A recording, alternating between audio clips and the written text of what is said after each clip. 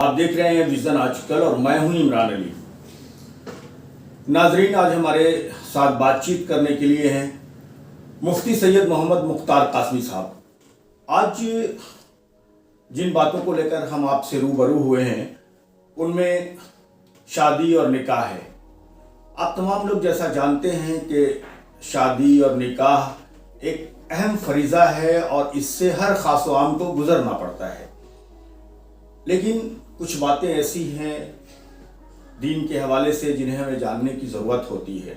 آج شادیوں میں جب نکاح کے دوران خطبہ پڑھا جاتا ہے، اس دوران لوگ اسے دینی فریضہ نہیں سمجھتے، یا یہ کہیں کہ اسے اللہ کا حکم نہیں سمجھتے اور شور مچاتے ہیں۔ زیادہ تر شادیوں میں آپ دیکھیں گے کہ یا تو لوگ کرسی پٹکتے ہوتے ہیں، گپ کرتے ہوتے ہیں، اپنے کاموں میں مصروف ہوتے ہیں۔ انہیں علماء یا مفتی یا عالم یا قاضی جو خطبہ پڑھ رہے ہوتے ہیں اس کی پرواہ انہیں نہیں ہوتی، اور ہم بعد میں یہ محسوس کرتے ہیں یا سمجھتے ہیں کہ ہمیں شادیوں میں برکت حاصل ہو، ہمیں شادیوں میں خوشی حاصل ہو۔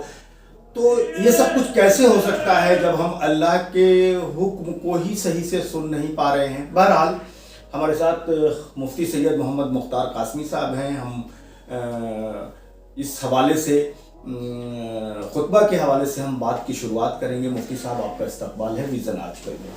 بہت بہت شکریہ عمران بھائی کہ آپ نے مجھے یاد کیا اور اپنے چینل میں مدعو کیا آپ نے۔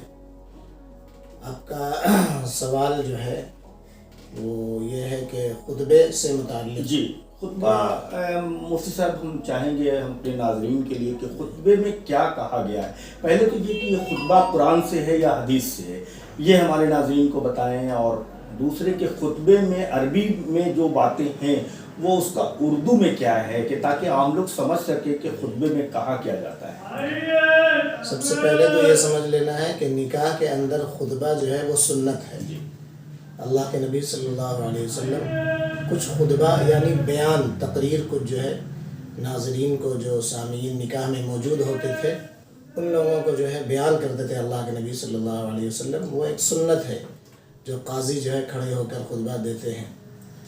تو اللہ کے نبی صلی اللہ علیہ وسلم کا جو خطبے کا معمول تھا اس میں چند آیتیں آپ علیہ السلام کوٹ کیا کرتے تھے، ضرور پڑھتے تھے۔ جی، خطبے کی شروعات جیسے تمام آپ کے جو ویورز ہیں وہ جانتے ہوں گے، جو لوگ خطبہ میں شامل ہوتے ہیں خصوصی طور پر، کہ الحمدللہ نحمدہ ونستعینہ ونستغفرہ سے شروع ہوتی ہے بات، یعنی اللہ کی حمد و ثنا بیان کی جاتی ہے، اور اس کے بعد جناب محمد رسول اللہ صلی اللہ علیہ وسلم پر درود پڑھا جاتا ہے۔ یہ خطبہ ہے۔ اس کے بعد جو ٹاپک ہے، خطبہ تو دیکھیے جمعہ میں بھی ہوتا ہے، خطبہ عیدین میں بھی ہوتا ہے، تو خطبے کا جو شروعاتی کلمہ ہوتا ہے، جملہ ہوتا ہے، اس میں حمد و ثنا اور جناب محمد رسول اللہ صلی اللہ علیہ وسلم پر درود پڑھا جاتا ہے۔ اس کے بعد جس مواقع پر وہ خطبہ دیا جا رہا ہے اس سے متعلق قرآن کی آیات اور حدیث پیش کی جاتی ہے اس میں۔ تو نکاح کے وقت جو قرآن کی آیات اللہ کے نبی صلی اللہ علیہ وسلم پڑھتے تھے اسی کو عام طور پہ جو قاضی نکاح پڑھاتے ہیں وہ پڑھا کرتے ہیں۔ پہلی آیت جو اللہ کے نبی صلی اللہ علیہ وسلم کوٹ کرتے اور پڑھتے نکاح کے خطبے میں وہ یہ تھی کہ یا ایھا الناس اتقوا ربکم الذی خلقکم من نفس واحدہ وخلق منها زوجها وبث منهما رجالا كثيرا ونساء واتقوا الله الذي تساءلون به والارحام ان الله كان عليكم رقيبا۔ دوسری آیت جو ہوتی یا ایھا الذین آمنوا اتقوا اللہ حق تقاتہ ولا تموتن الا وانتم مسلمون۔ تیسری آیت جو ہوتی یا ایھا الذین آمنوا اتقوا اللہ وقولوا قولا سدیدا یصلح لکم اعمالکم ویغفر لکم ذنوبکم ومن یطع اللہ ورسولہ فقد فاز فوزا عظیما۔ یہ قرآن کی تین آیت اللہ کے نبی صلی اللہ علیہ وسلم ضرور پڑھا کرتے ہیں، اور اسی کو جو ہے قاضی پڑھتے ہیں نکاح پڑھانے والے۔ پہلی آیت میں اللہ کے نبی صلی اللہ علیہ وسلم جو میسج دینا چاہتے تھے دنیا والوں، کیا حکم ہے اس کو؟ کیا حکم ہے کہ یا ایھا الناس اتقوا ربکم الذی خلقکم من نفس واحدہ، کہ یہاں جو مخاطب اللہ کے نبی صلی اللہ علیہ وسلم نے کیا اللہ کے کلام کے ذریعے سے، کہ اللہ کا کلام ہے کہ اے لوگوں، پوری کائنات میں جتنے لوگ بستے ہیں، یہ صرف مسلمانوں کے لیے نہیں، صرف مومنین کے لیے آیت نہیں ہے، بلکہ دنیا میں بسنے والے تمام لوگوں کے لیے ہے۔ کہا گیا کہ یا ایھا الناس اتقوا ربکم الذی خلقکم من نفس واحدہ، کہ اے لوگوں اپنے رب سے ڈرو. تمام انسانوں کو کہا گیا کہ اپنے رب سے ڈرو. پھر رب سے ڈرنے کے بعد رب کہتے کسے ہیں وہ بھی بتایا اللہ نے کہ مان لیا ہم مسلمان ہیں تو ہمارا رب ہم کہتے ہیں اللہ ہے، وہ ایشور کہتے ہیں، گاڈ کہتے ہیں، واحد گرو کہتے ہیں. تو ایک صفت بڑی زبردست بیان کی گئی ہے کہ وہ ساری دنیا کے لوگ اس پر متفق ہو جائیں کہ رب ہوگا تو یہی ہوگا. فرمایا کہ یا ایھا الناس اتقوا ربکم، اپنے رب سے ڈرو. الذی خلقکم من نفس واحدہ، رب کون ہے؟ جس نے ایک انسان کو یعنی آدم کو پیدا کیا اور اس آدم سے حوا کو پیدا کیا ان کی پسلی سے، اور اس کے بعد ان دونوں کے ذریعے سے جس نے پوری کائنات کے نظام کو اور پورے انسان کی تخلیق انہی کے ذریعے سے جو اس رب نے کی، اسی رب سے ڈرو. یعنی جو تمہارا رب ہے، ایشور ہے، گاڈ ہے، اللہ ہے، جو تمہارا کریٹر ہے، جس کے تم کریشن ہو، جس نے یہ ساری دنیا بنائی ہے، جو خالق ہے، جس کی تم مخلوق ہو. تو اپنے خالق سے ڈرو جس نے تم کو بنایا ہے. تو یہ تمام دنیا والوں کو میسج دیا گیا کہ تم اگر اس نکاح کے رشتے میں خواہ وہ تم کسی بھی طریقے سے جڑ رہے ہو، تم اپنے رب سے ڈرتے رہو. دوسری آیت میں خالق کو سر ہندی میں کئی بار جو وشوکرما بھی کہا جاتا ہے کہ وشو کو بنانے والا، وہ خالق اردو میں کہتے ہیں، اسی کو اگر ہندی میں کہیں تو وشوکرما، اور انگلش میں کہیں تو کریٹر ہے، اور مخلوق جو ہے کریشن ہے. بالکل. تو اس سے ظاہر سی بات ہے کہ اس میں کوئی بھی کسی میں مذہب کا اختلاف نہیں ہے کہ بھائی کہ جس نے آدم کو بنایا اور جس نے حوا کو بنایا اور جس نے اس کے ذریعے سے تمام دنیا والوں کے نظام کو چلایا. ہم لوگوں کی گفتگو شاید کچھ ادھر ادھر نہ جائے. ہم چاہیں گے کہ جو شادی کے نکاح کے تعلق سے جو خطبے میں باتیں ہیں اس کو تھوڑا سا وہی بتا رہا ہوں. یہ پہلی آیت ہے. دوسری آیت میں جو اللہ کے نبی صلی اللہ علیہ وسلم نے جو پہلا جملہ میں شارٹ میں کر کے بتا رہا ہوں، دوسری آیت میں بھی یہی کہا گیا. پھر مخاطب ہوئے کہ یا ایھا الذین آمنوا اتقوا اللہ حق تقاتہ، اے ایمان والو اللہ سے ڈرو. اب ایمان والے سے مخاطب ہوئے جو مسلمان ہیں، جو اللہ اس کے رسول پر ایمان رکھتے ہیں، کہ اللہ سے ڈرو اور حق باتیں کہا کرو. جو حق بات ہو وہ لوگوں کے سامنے سچ کا ساتھ دو، اور اللہ سے ڈرو جیسا کہ اس سے ڈرنے کا حق ہے، حق تقاتی. تو اس آیت میں بھی جو میسج ہے وہ ڈرنے کا ہے اپنے رب سے. تیسری آیت بھی ہے یا ایھا الذین آمنوا اتقوا اللہ وقولوا قولا سدیدا، اے ایمان والو اپنے رب سے ڈرو، اپنے خالق سے ڈرو، اپنے اللہ سے ڈرو. تو تینوں آیت میں میسج ایک دیا جا رہا ہے کہ ڈرو اپنے رب سے، اللہ سے. تو ڈرنے کا مطلب یہ ہے کہ جس بچی کو آپ گھر میں لے کر آ رہے ہیں، شادی کر کے جو لا رہے ہیں، تو اس کے معاملات میں ڈرتے رہو، اس کے ساتھ زیادتی مت کرو. تم ایسا مت سمجھو کہ تم اس کے گارجین اور تم اس کے حاکم ہو جاؤ. تم حاکم نہیں ہے، گارجین شپ ضرور ہے، تم سرپرست ضرور، حاکم نہیں ہو. لہٰذا حاکم بن کر حکومت مت کرو، اس کے ساتھ جو ہے زیادتی مت کرو، اس کے ساتھ ظلم نہ کرو، اس کے ساتھ انصاف کا معاملہ کرو. گارجین اور سرپرست کا مطلب یہ ہے کہ انصاف کیا جائے. اور یہ سمجھ لیجئے کہ انصاف اور حقوق تب ادا ہوتے ہیں جب انسان اپنے بنائے ہوئے جس نے اس کو بنایا ہے اپنے رب سے اور اپنے اللہ سے ڈرتا رہے. اگر دل میں خوف اور دل میں ڈر اپنے رب کا، اپنے ایشور کا، اپنے گاڈ کا اگر نہیں ہوگا تو کوئی بھی شخص کسی کے حق کو ادا نہیں کر سکتا. ڈر ہوگا کہ بھائی اس کو ستانا نہیں ہے، اس پر زیادتی نہیں کرنا ہے، ہمیں اوپر والے کو جواب دینا ہے، اللہ کو جواب دینا ہے، تو وہ ڈرتا رہے گا اس کے معاملے میں، اس کے حقوق کو صحیح طور پر ادا کرے گا. اور بیوی کو بھی کہا گیا ہے کہ تمہیں شوہر کا پورا حق ادا کرنا ہے. وہ تمہارے لیے جنت میں جانے کا ذریعہ ہے. شوہر اس کی خدمت کرنا یہ صرف خدمت نہیں، عبادت ہے. یہاں تک کہ اللہ کے نبی صلی اللہ علیہ وسلم نے کہا ہے کہ اگر اللہ کے علاوہ سجدہ کسی پر جائز ہوتا تو بیوی جو ہے اپنے شوہر کو سجدہ کرتی. یہ جملہ جو ہے یہ بتا رہا ہے کہ بیوی کو شوہر کے لیے کتنا زیادہ اطاعت اور فرما برداری کرنے کا حکم ہے.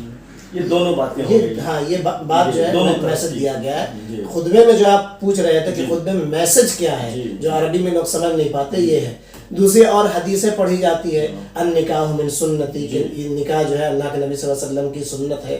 اس کے بعد حدیث کا ایک دوسرا جملہ ہے فمن رغب عن سنتی فلیس منی کہ جو ہے بے رغبتی کرے سنت سے وہ ہم میں سے نہیں ہے.